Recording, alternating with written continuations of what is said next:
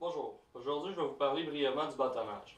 Le bâtonnage, ou appelé en anglais bâtonning, est une technique pour fendre du bois à l'aide d'un couteau. Bien sûr, ça prend un couteau quand même qui est assez solide. On parle d'une bonne largeur de lame, comme je peux vous montrer. Ça prend au moins un bon couteau, avec une bonne lame, mais le plus important de tout, c'est comme vous voyez, ça prend un couteau qui est full tang.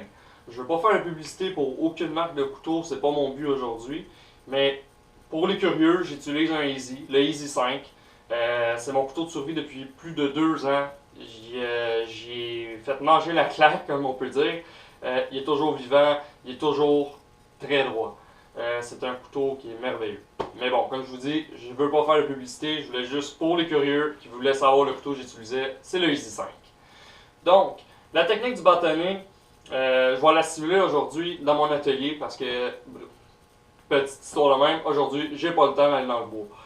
Donc, pour faire du bâtonning, ça prend deux choses, c'est très simple. Ça prend un bon couteau pour faire du bâtonning, comme je vous ai dit, full tang, c'est-à-dire que la lame du couteau, la lame, je veux dire, elle va complètement dans le manche. Donc, ça évite un bris à moitié ou une lame qui casse, puis ça évite les blessures surtout. Ou d'être mal pris qu'un couteau qui est cassé dans la forêt. C'est sûr que l'idéal, fendre du bois, ça ne le cachera pas, c'est la hachette ou la hache. Il n'y a rien de mieux. Niveau sécurité, niveau effort physique, niveau facilité, la hache, la hachette, c'est l'outil numéro 1. Mais pour les adeptes de bushcraft ou une situation de survie qui tourne mal et qu'on a juste un couteau sur soi, et j'espère que vous en avez un parce qu'en survie, ça prend absolument un couteau et un bon couteau. Je vais vous montrer comment ça fonctionne. En fait, ça prend, comme je vous dis, deux items. Ça prend le couteau pour commencer et ça prend du bois. Et dans le bois, dans le fond, vous avez, mettons, votre bûche que vous voulez fendre et vous prenez un bâton. De là, le mot bâtonnage, c'est avec un bâton, on cogne sur le top du couteau pour fendre notre bois. Vous pouvez prendre une bonne branche, un éclat de bûche comme ici, pour fendre votre bois. Donc, comment ça fonctionne? C'est excessivement simple. Vous déposez votre couteau. C'est sûr que vous pouvez regarder le bois s'il y a un nœud pour ne pas vous mettre dans le travers du mur. Si vous frappez le nœud, comme l'expression dit, ça va être dur et ça va être long.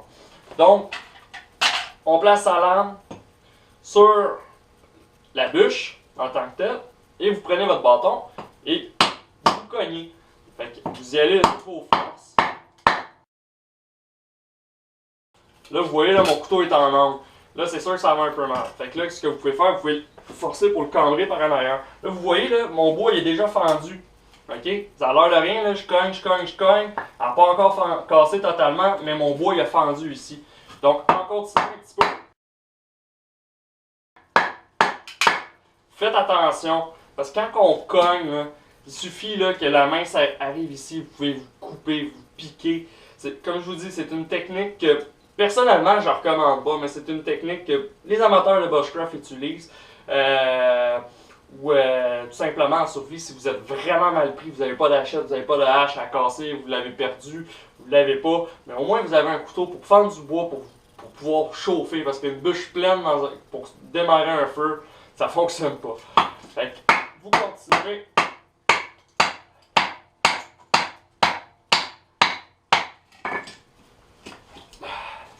Ce que vous pouvez faire aussi, vous pouvez essayer de retirer votre couteau. OK, en faisant bien attention, bien sûr.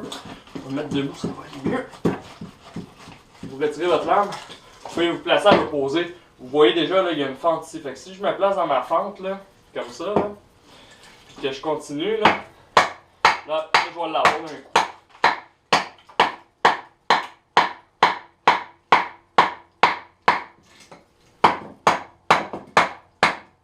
C'est sûr que là, le bois que j'ai, c'est du bois franc. Fait que, c'est assez dur à couper.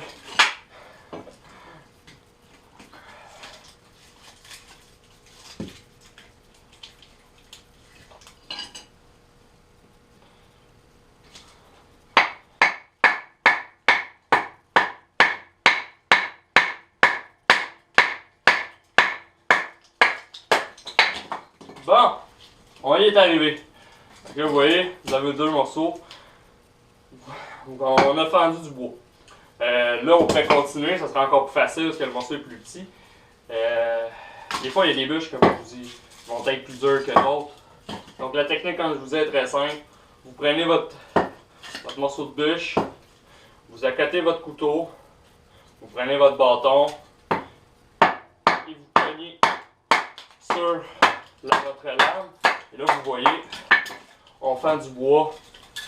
Donc voilà, c'est la technique du bâtonning à l'aide d'un couteau. Comme je vous dis, la technique est beaucoup plus facile à l'aide d'une hache ou une machette. Vous utilisez beaucoup moins de jus. Là. Honnêtement, prenez votre hachette, puis vous savez quoi faire. Vous donnez un bon coup franc, la bûche va fendre du premier coup ou du deuxième coup. Vous pouvez faire le bâtonning aussi avec votre machette. Vous avez un marteau sur le dessus. Le marteau, vous pouvez vous cogner avec une autre machette, une autre hachette, une autre hache, ou avec un bâton, encore une fois, là, si vous avez besoin de plus de force. Là. Le marteau sert à ça. Ou une fois piqué, vous pouvez revirer, puis cogner pour vous servir de votre hache pour fendre votre bûche.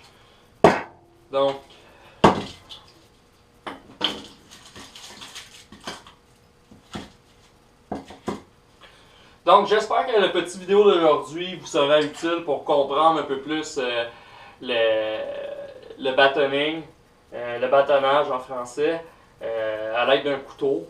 C'est sûr, comme je vous dis, il y en a qui vont vous dire que c'est la meilleure technique, je ne jure que par le bâtonning. Mais moi, bien franchement, je vais vous dire, c'est une technique de dernier recours ou pour impressionner vos amis autour du feu, parce que honnêtement, c'est une technique qui est... vous allez gruger votre énergie, puis elle est quand même plus dangereuse que d'utiliser qu'une machette ou une hache en plein air. Donc là-dessus, je vous laisse. Je vous invite à aimer ma page Facebook, Club Survie, ou sinon aussi de vous abonner à mes vidéos sur YouTube. Il y en aura de plus en plus. Je viens de me fournir d'une GoPro. Donc cette année, là, mon objectif, là, c'est de vous faire le plus de vidéos possible pour vous montrer le plus de techniques possibles de survie. Donc là-dessus, je vous laisse. Bonne fin de journée. Merci d'avoir pris le temps de regarder la vidéo. Et n'hésitez pas à partager. Merci.